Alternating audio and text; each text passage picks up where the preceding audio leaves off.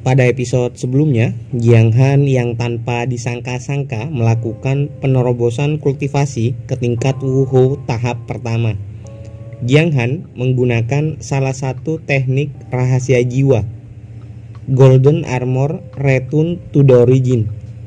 Dia mensumon sosok naga besar berzirah emas.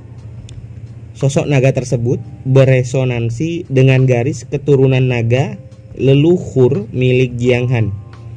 Sedangkan zirah emasnya Jiang Han persiapkan untuk melahap kekuatan mata King Evil milik Qi Hong. Qi Hong tertangkap oleh sosok raksasa tersebut tanpa ada perlawanan. Meski awalnya Qi Hong berusaha melawan, akan tetapi usahanya sia-sia. Kekuatannya sudah tertinggal jauh dibanding Jiang Han.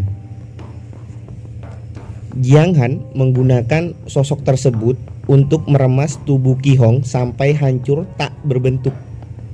Dan hal itu membuat karakter dari Pangeran Qi Hong berhenti di chapter sebelumnya. Kakek Wan yang juga berusaha menyerang Jiang Han, dirinya juga tewas setelah sosok naga leluhur menangkapnya. Hal itu membuat paman Jiang Han dapat dengan leluasa menebas tubuh kakek Wan. 15 hari setelah pertempuran, Ruxue masihlah belum sadar. Pada saat Jiang Han melihat kondisi Ruxue di alam sadar milik istrinya, Jiang Han menemukan salah satu jiwa Ruxue tersegel dan dua lainnya menghilang. Hal itulah yang membuat Ruxue tidak dapat sadar kembali. Kaisar Tianfeng yang menerima kabar kekalahan 200.000 prajuritnya dan kematian putranya Qi Hong langsung segera memerintahkan untuk menyebarkan informasi agar menangkap Jiang Han. Barang siapa yang bisa membawa kepala Jiang Han dan menyerahkannya kepada kaisar, orang tersebut akan diberikan banyak keping emas. Nah, sebelum lanjut ke ceritanya, silahkan subscribe bagi kalian yang belum subscribe, like dan komen juga agar admin tambah semangat membuat video selanjutnya. Dan untuk traktiran kopinya, admin sediakan linknya di kolom deskripsi. Terima kasih dan selamat menikmati.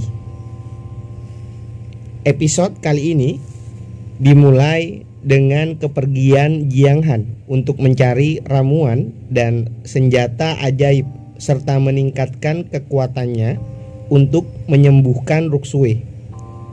Kepergiannya diantar oleh orang-orang terdekatnya. Sebuah pedang disiapkan oleh si brewok merah. Dikarenakan pedang yang biasa Jiang Han gunakan sebelumnya telah rusak, maka sebuah pedang baru diserahkan kepada Jiang Han. Pedang tersebut merupakan pedang horizontal, dibuat dengan cara melebur pedang yang ditinggalkan oleh sosok raksasa berzirah emas, dan dibuat sama persis dengan pedang Jiang Han yang telah hancur. Ayah Jiang Han memberikan daftar orang-orang dengan kekuatan yang luar biasa. Beberapa di antaranya juga merupakan orang yang dicari oleh Kekaisaran Tianwu. Dua orang ini juga mengantar kepergian Jiang Han. Jiang Han berpesan kepada kedua orang ini agar menjaga kota Piaksue untuk dirinya. Di perjalanan, seseorang bersembunyi dan memperhatikan Jiang Han. Bintang-bintang tidak pernah salah.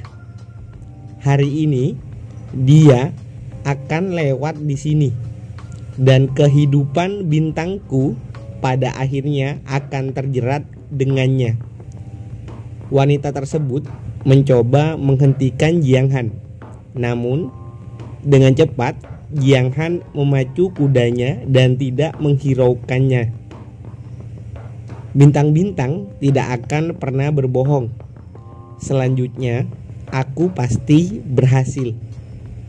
Pada saat Jiang Han beristirahat untuk makan, orang tadi kembali menghampiri Jiang Han. Akan tetapi, Jiang Han malah memberikan roti miliknya dan lalu pergi meninggalkannya. Begitu juga pada saat Jiang Han berhenti untuk membiarkan kudanya minum. Orang tersebut kembali menghampiri Jiang Han. Di saat Jiang Han buang air pun, dia datang menemui Jiang Han. Bagaimana bisa aku melihat pemandangan seperti itu? Di malam harinya, pada saat Jiang Han sedang beristirahat, dirinya membaca buku informasi dari ayahnya tentang beberapa nama-nama orang yang berkuasa. Di salah satu daftar yang bernama Mudan, tempat pertama adalah seorang wanita bernama Subayu. Pada usia 18 tahun, dia terlihat sangat cantik. Kulitnya berwarna putih dan pinggangnya seperti ular. Sebuah armor ganda yang seksi. Satu tariannya bisa menggerakkan satu ibu kota. Tiba-tiba wanita sebelumnya muncul sambil terengah-engah. Dia melanjutkan perkataan Jiang Han tanpa melihat buku milik Jiang Han. Ukurannya 98, 58, 88. Dia wanita simpanan pangeran yang kau bunuh sebelumnya. Tetapi Subayu lebih suka pangeran ke-9. Jiang Han yang terkejut akan hal itu menanyai si wanita. Apakah kau juga mengetahuinya? Wanita tersebut melanjutkan. Dirinya juga mengetahui orang nomor 1 dalam daftar seni bela diri. Sampai-sampai makanan favorit orang tersebut dijelaskan terperinci olehnya. Dalam daftar lainnya, wanita itu juga menjelaskan secara terperinci dan sama persis seperti yang tertulis di buku.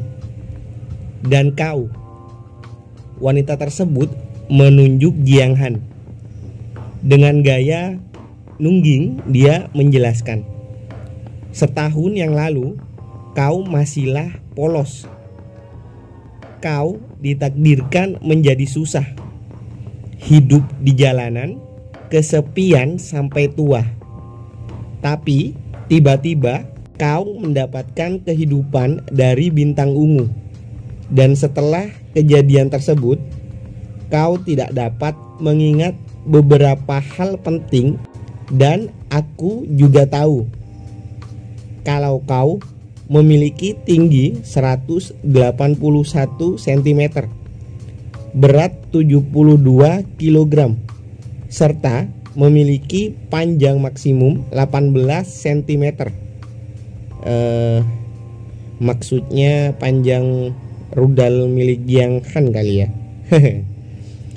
Ekspresi Jiang Han langsung terkejut mendengar penjelasan dari wanita itu. Dengan cepat, Jiang Han menghentikannya agar tidak merosting dirinya lebih jauh lagi. Jiang Han tidak ingin informasi mengenai dirinya sampai tersebar luas.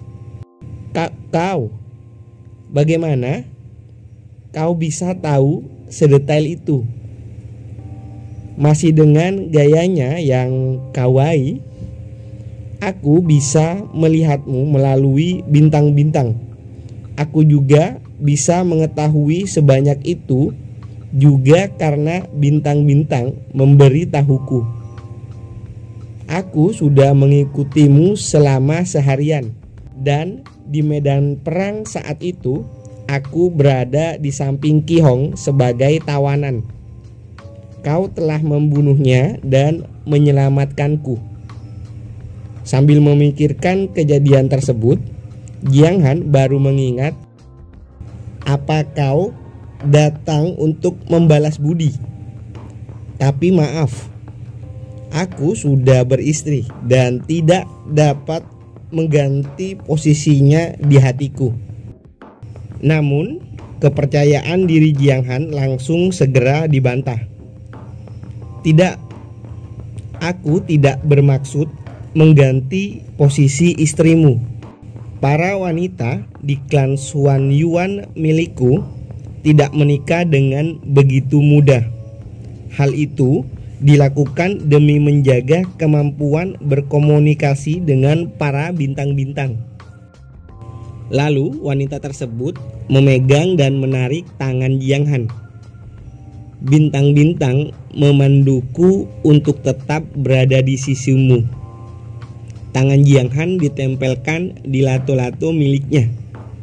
Kau adalah bintang ungu. Kau akan menjadi rumah bagi para bintang. Aku akan mematuhi perintahmu. Dan ini yang dilakukan Jiang Han.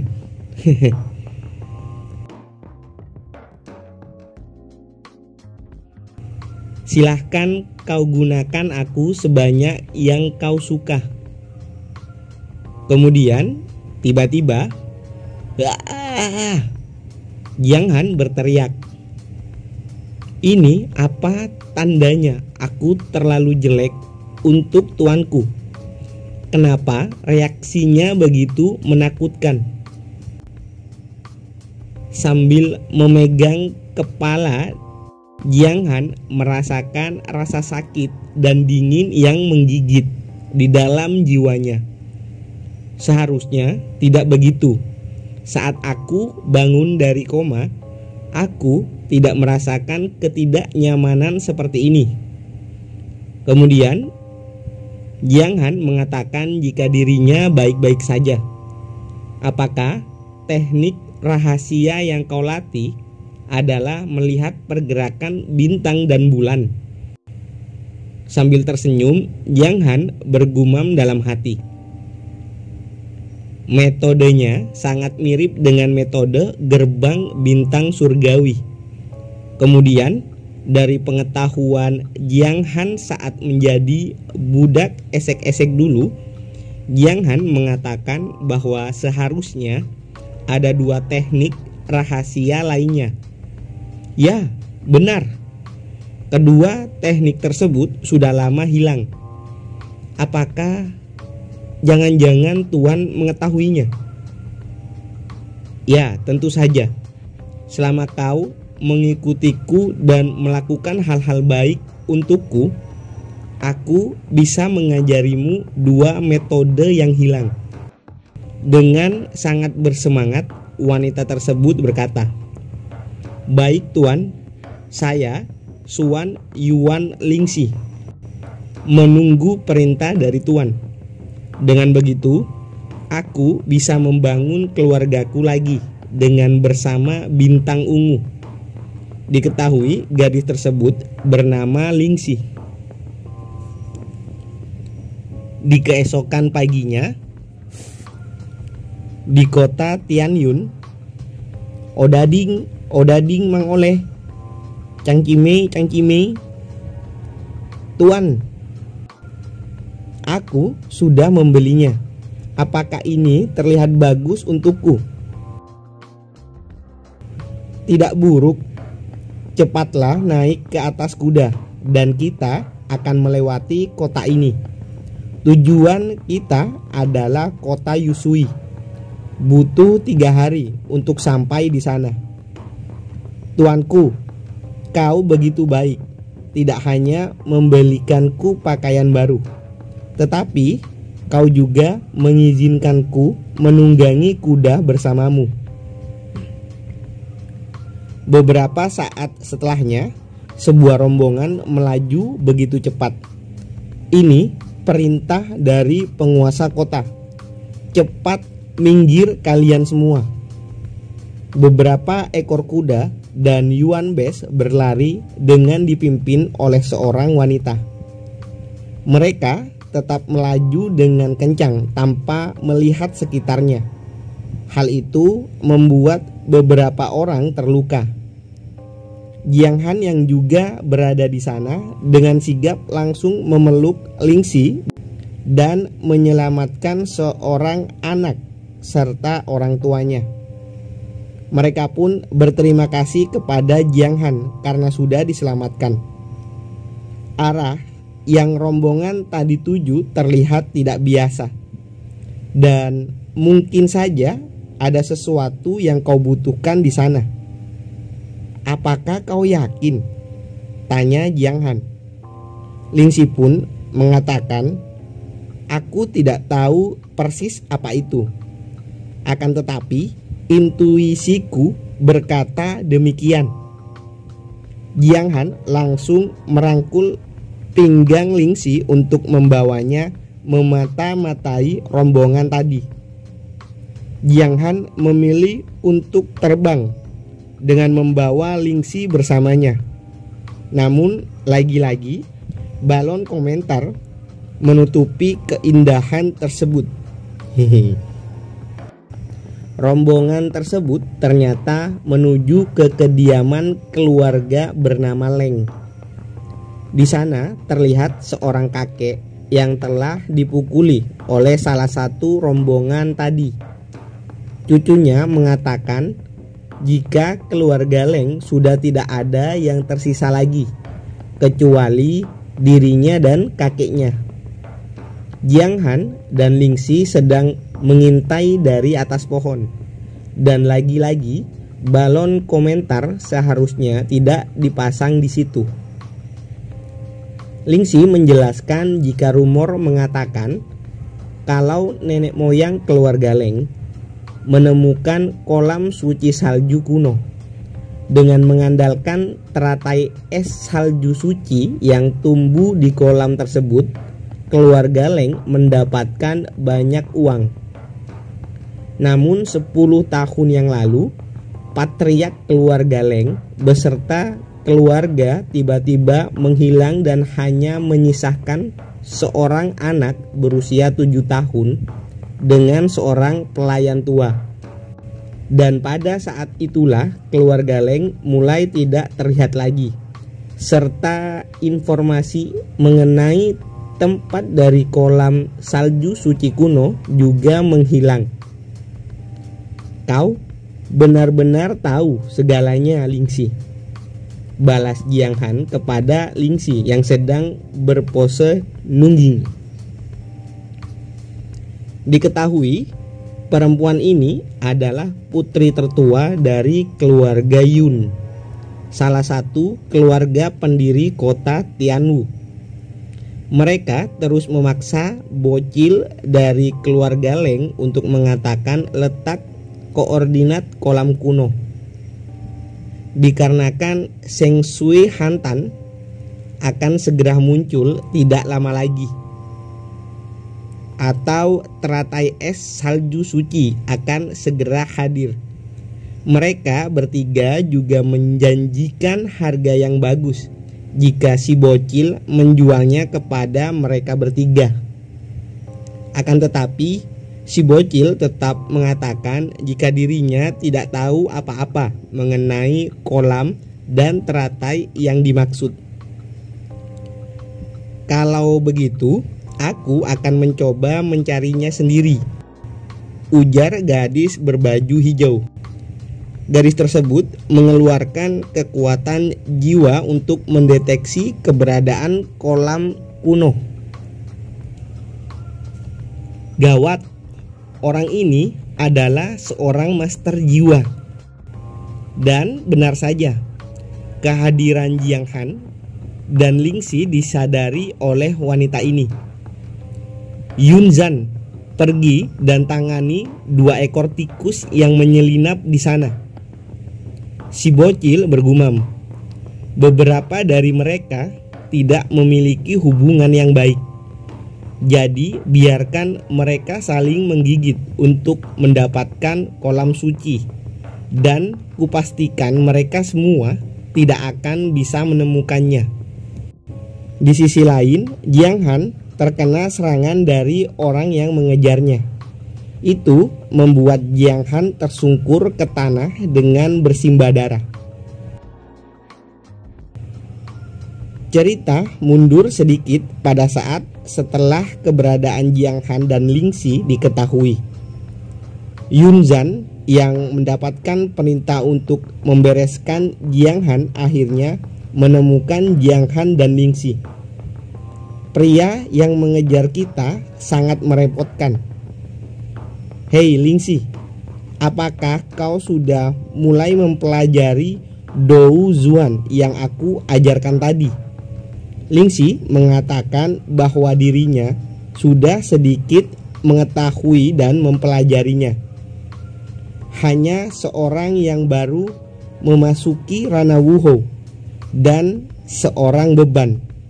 Kalian sungguh berani memata-matai keluarga Yun kami. Aku akan segera mengakhiri hidup kalian. Serangkaian tebasan mendarat di tubuh Jiang Han. Itu sangat menjijikan, ungkap Yun Zhan yang juga akan segera mengakhiri Ling Xi. Hei, kaulah yang sangat menjijikan, ujar seorang yang membalikan perkataan Yun Zhan. Tebasan Yun Zhan yang mengarah pada Ling Xi ternyata tidak mengenainya. Keberadaan Ling Xi menghilang bagai kabut.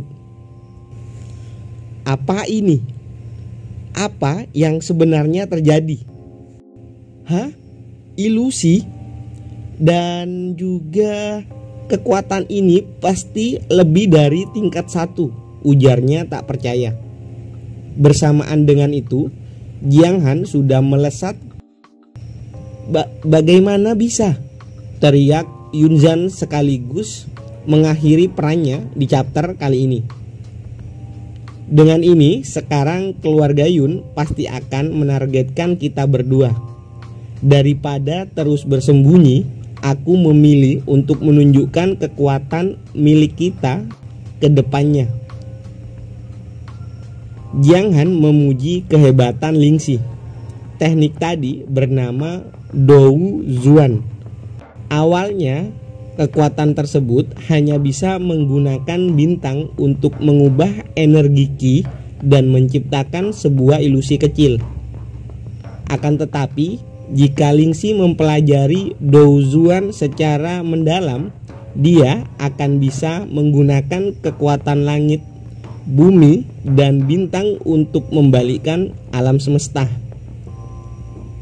Sementara itu, di kediaman keluarga Leng, putri tertua keluarga Yun tidak menemukan apa-apa setelah menggunakan kekuatan jiwanya.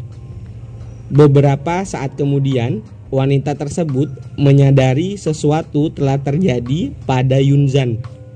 Dia menugaskan Yuan Base-nya untuk berjaga di sekitar tempat keluarga Leng, sedangkan dirinya dan yang lain akan kembali terlebih dahulu. Beberapa saat kemudian, semua orang telah pergi meninggalkan kediaman keluarga Leng. Hei kek, semua orang telah pergi sekarang. Berhenti berpura-pura. Kau jelas-jelas mempunyai kekuatan di ranah Sain. Kenapa kau tidak membunuh saja mereka tadi yang mengganggu kita? Sambil tersenyum, kakek tersebut menjelaskan jika dirinya akan sangat mudah membunuh semua orang yang datang tadi. Akan tetapi, hal itu akan mendatangkan orang yang lebih kuat lagi untuk balas dendam. Dikarenakan si kakek hanya sendiri dan sudah tua, dia memilih untuk berpura-pura lemah. Kita harus tetap merahasiakan kolam kuno kepada siapapun. Dan aku rasa sebentar lagi akan ada tamu yang akan datang. Beberapa saat kemudian, apa yang dikatakan kakek benar terjadi. Jiang Han dan Ling Xi mendatangi mereka dengan sopan. Setelah Jiang Han memberi hormat, dirinya langsung to the point. Jiang Han mengatakan bahwa dirinya sangat membutuhkan teratai salju suci yang berada di kolam kuno untuk menyembuhkan istrinya yang sedang sakit. Sedangkan wanita berbaju hijau yang sudah berada di kediamannya mendapatkan informasi jika yang membunuh Yunzhan adalah menantu penguasa kota Piaksue yang tidak lain adalah Jiang Han. Si Jabrik menambahkan agar semuanya tidak terlalu mengkhawatirkan keberadaan Jiang Han. Meski Jiang Han telah mengalahkan dan berhasil membunuh Qi Hong, akibatnya Kekaisaran Tianfeng menaruh harga 3 juta keping emas bagi siapa yang dapat membunuh serta membawa kepala Jiang Han ke istana Tianfeng. Yu Chan, di mana informasi terakhir Jiang Han berada. Terlepas dari hadiah untuk kepalanya, dia harus membayar akibatnya karena telah berani menyentuh keluarga Yun. Yu Chan pun menjelaskan jika Jiang Han sekarang berada di kediaman keluarga Leng. Jiang Han dipersilakan masuk oleh mereka dan belum keluar setelah itu. 3 juta keping emas dan bunga teratai salju suci adalah milik kita, dan aku rela mati untuk Anda. Diketahui jika laki-laki yang bernama Yu Chan ini menaruh hati pada si wanita,